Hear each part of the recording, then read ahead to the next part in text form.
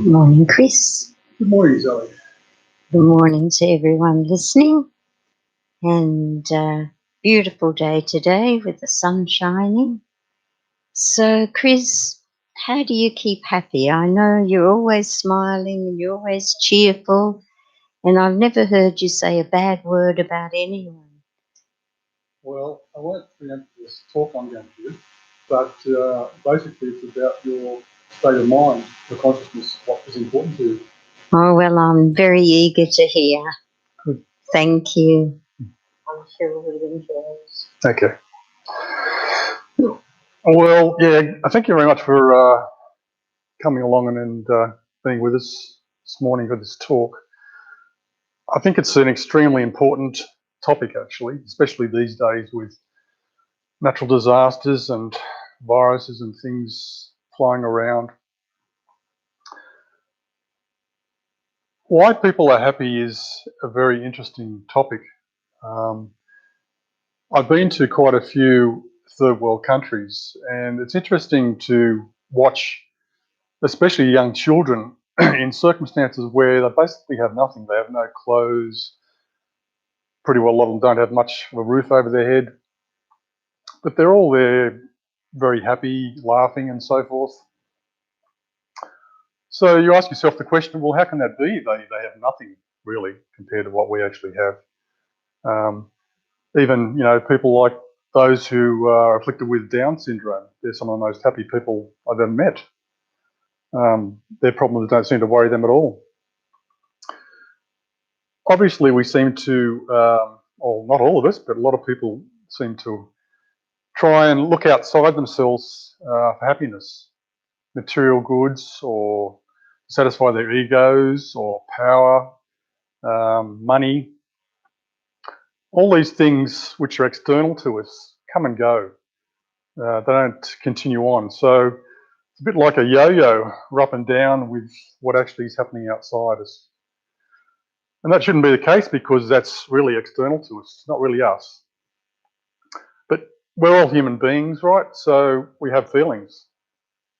But even though we have feelings, we are human beings. And the actual Oxford Dictionary says human being is the essence of the individual, a being. So I believe the most important thing is to understand yourself, who you are in the scheme of things, and what the big questions like, why am I here? How do I be happy? How do I manage life so that I'm happy and I help others to be happy?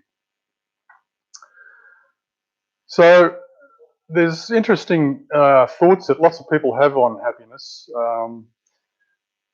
and how we think in this world, why we think certain ways. And Einstein once said a quote which I find and found very interesting at the time. That if you keep doing the same thing over and over again, expecting to get a different outcome, that's insanity. So basically, it is. We keep doing the same thing and expecting something to change, it won't.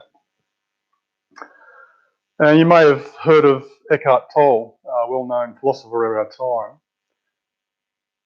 And I read one of his books some time ago, and one of his first paragraphs was that all of humanity is insane. Well, if you look at the world and what we do to each other, to the environment, to animals, how we carry on, you could say that we were insane. But I guess it's not our fault because we don't understand ourselves, and we actually base happiness on gaining something, on actually, being better than someone else, or getting more money or more power, and all these sort of things, which is really the wrong direction to go to. I think most people have incredible, a passion to be happy. I think my experiences of being happy is just a natural attitude, a natural way of being. I like being that way. I'll just give you some experiences I've had in my life to do with meditation, because meditation is a way to actually getting back to understanding, what's true to yourself, what's important to yourself. And in fact, meditation's quite interesting because even scientists have proven that it actually increases our well-being. It increases our happiness, and it actually changes our brain patterns. And we don't actually know why that is, but I suppose it's something like any sportsman, anyone who's learning something, the more they do it, the more it becomes second nature. So anyway, my experiences I've had, and just telling you these experiences, not saying that you have to believe these, but it's just coming from my heart. I'm just telling you what I've experienced in my life and how it's affected me. So one of the experiences I had was I sat down in this meditation, and it was quite an amazing meditation because it got deeper and deeper. You have different levels of meditation. But I got to a point where I became so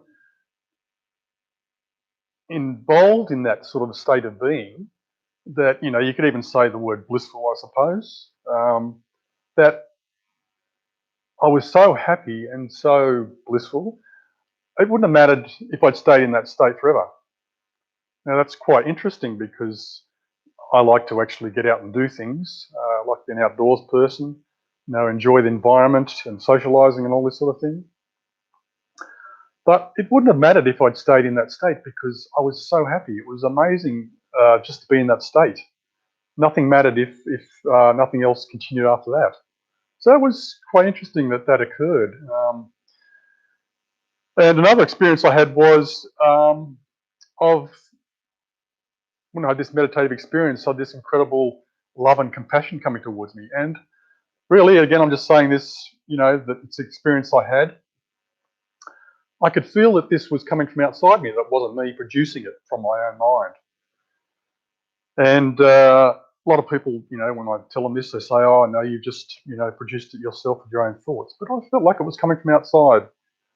And it was such an amazing experience. It was actually, I felt that it was more real than we feel reality is at the moment. So that got me thinking, well, what actually is reality? What is the truth behind our existence? And if that felt more real to me when I wasn't, in the physical awareness, there could possibly be more to us than just this physical body that we act and, do our parts in this world with. So that was quite an interesting experience. So I've had other experiences that weren't so much to do with deep meditation, but they actually showed me that peace and happiness were actually connected. That when we're peaceful, we're actually happy.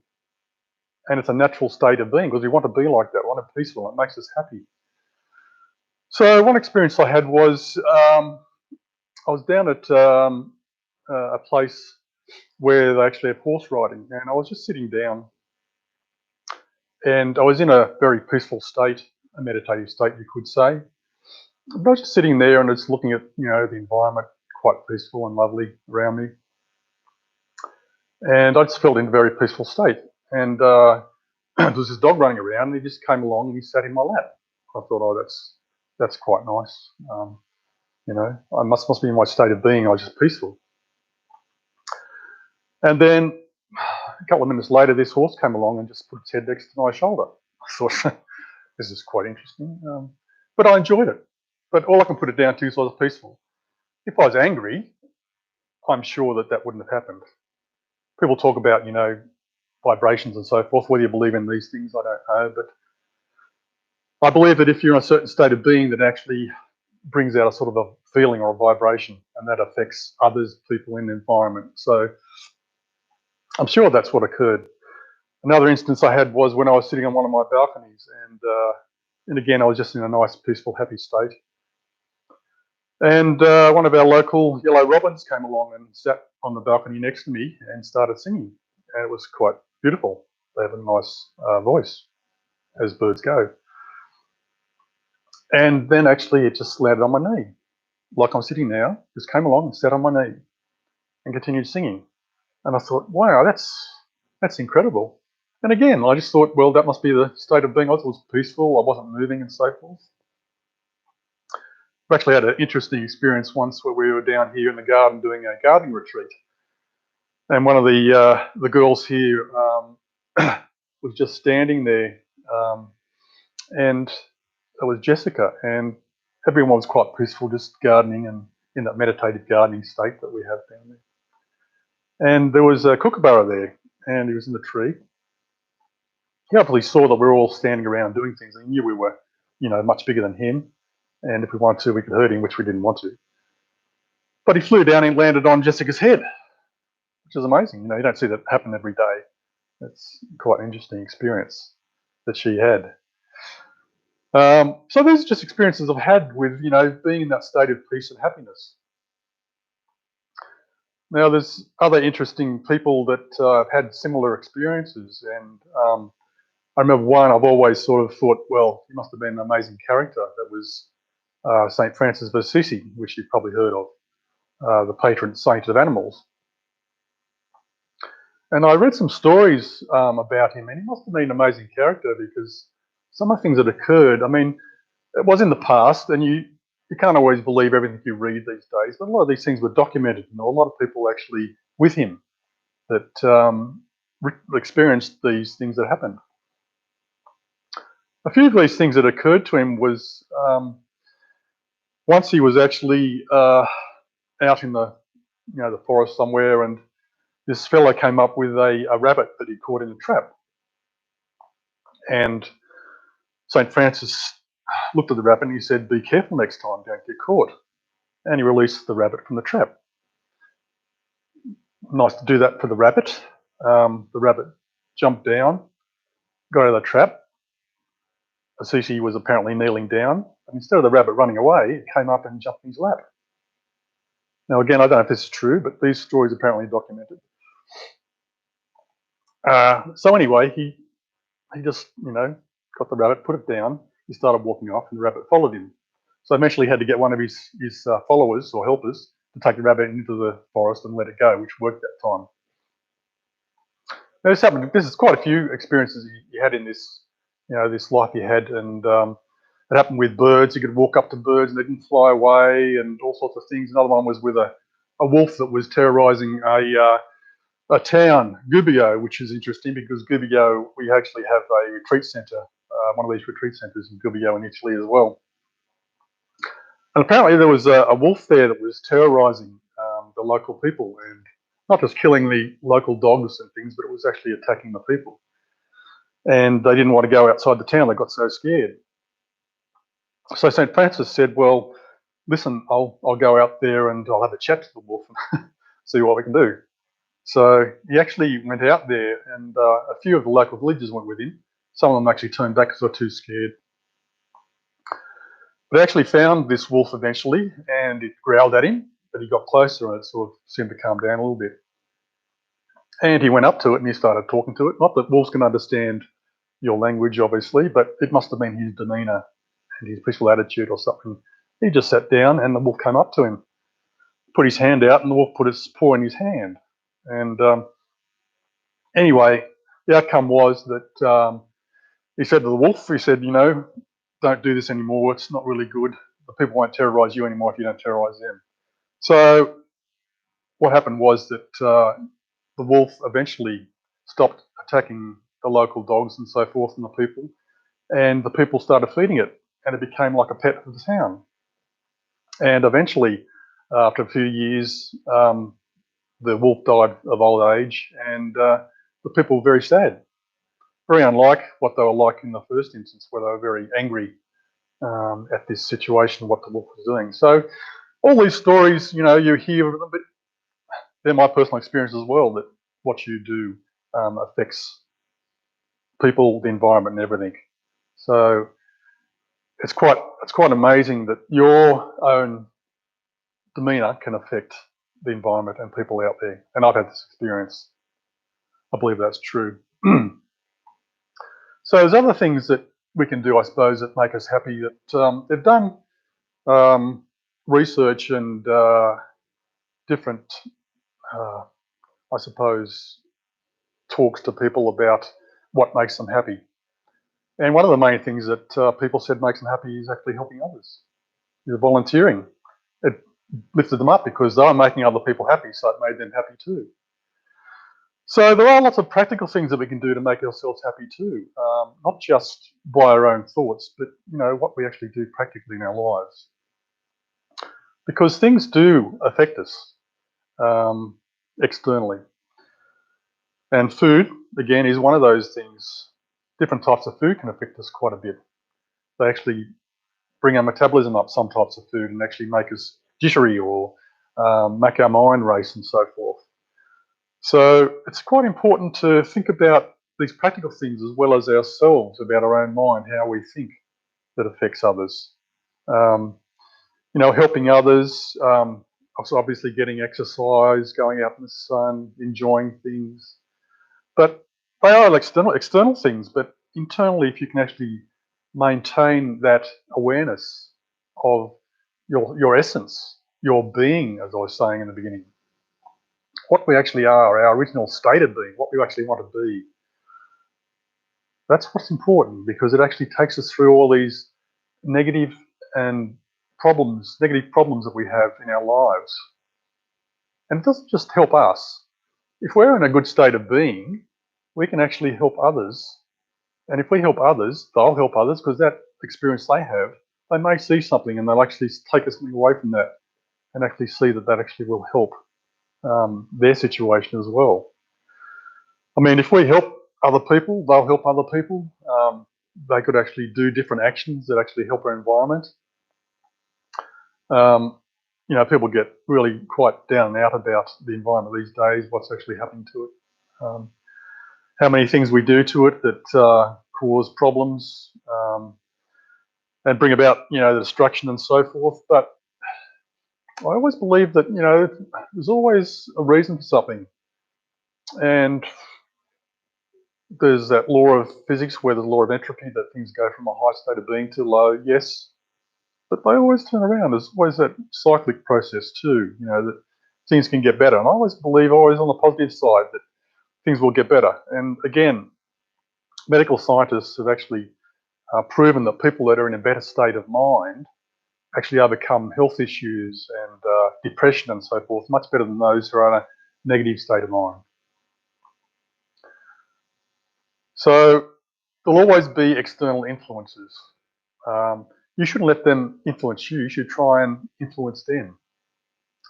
Just think what the world would be like if we could actually behave or think in a different way, in a better way. And a lot of these things that people do that cause problems are based on, anger and fear and all these sort of things, but they don't have to be. We've got a lot of people these days that are, if you look on YouTube and so forth, and even looking at all these programs and so forth that are on Facebook and all the programs and documentaries around, everyone's trying to turn things around and try and do better. But it comes back to the individual. We really need to try and change ourselves before we can actually have any impact on the world. Yes, it's good to try and do practical things, but first of all, you've got to fix your own mind. It's where things start. Yes, we do actions and we talk and so forth, but all those things start with thoughts. If we can have positive thoughts, that will actually help change the world. I mean, you can look at this planet. It's an amazing place. So many different, scientists have tried to find life out there somewhere else. Up to this point, they've found none. It's quite a unique place that we have here. It's an incredibly diverse planet that we live on. Incredibly beautiful, despite the fact of what we have been doing to it and doing to ourselves. So we can actually make it a place it's supposed to be by changing our thoughts, by going back to our real essence, our real human being, if you like, what we should actually be. There was a French philosopher, Descartes, who once said, "I think, therefore I am." What he should have said is, "What I think, therefore I am." Because that's the essence of what actually this world is about. We've created this world through our thoughts, through what we've done. through the many, processes of our thoughts that have created words and then actions and so forth. They've changed our world. I remember there's a very well-known fellow these days, philosopher, that he's done a lot of work on himself. Just trying to think of his name. Anyway, he's one of those people, a bit like Eckhart Tolle, I suppose, that he does a lot of deep thinking about himself and what affects him, affects others and so forth, and affects the world. But I think most of these people, they really have experiences in their own life. And that's what actually changes their life. You don't have to have, some people have near-death experiences and out-of-body experiences and so forth. And it's a profound effect on them. It changes their way of looking at people, of their actions and so forth, and what they do. So I think most of these experiences are quite profound, but you don't have to have a near-death experience to have an understanding of who you really are and what you're really about and what you should really do. What we do changes ourselves, changes the planet. So I think each of us has a real need to change the way we view the world, the way we change the way we think, and how we talk, even how we actually affect others, affect the environment, and affect the world in general. So I think we need to be happy, because if you understand these things, that they're so important, that they're actually essential. We need to do them to change ourselves, to change and help others. It's so important. So I hope you take some of these things on board that I've talked about, and you might just help yourself, your own mental well-being, your own physical well-being, but you'll help others and you'll help the environment. You actually help everything. So it's a no-brainer. You can't lose out by being happier. Just go back to your own being, your own essence, your own original self. And meditating is one way to do that. Understand who and what you are. You're more than just this physical body. Some people may not agree with that. They might think you're born, you live, you die, and that's it. But if you have certain experiences, you change your mind on that sort of thing. It is quite profound. It is a life-changing thing. So anyway, be happy, and we'll see you next time.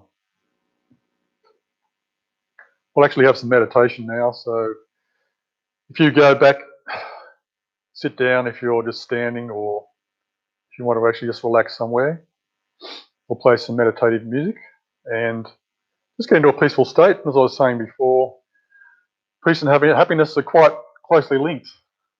So if you're peaceful, you will be happy. It's been proven by scientists. Anyway, try it out.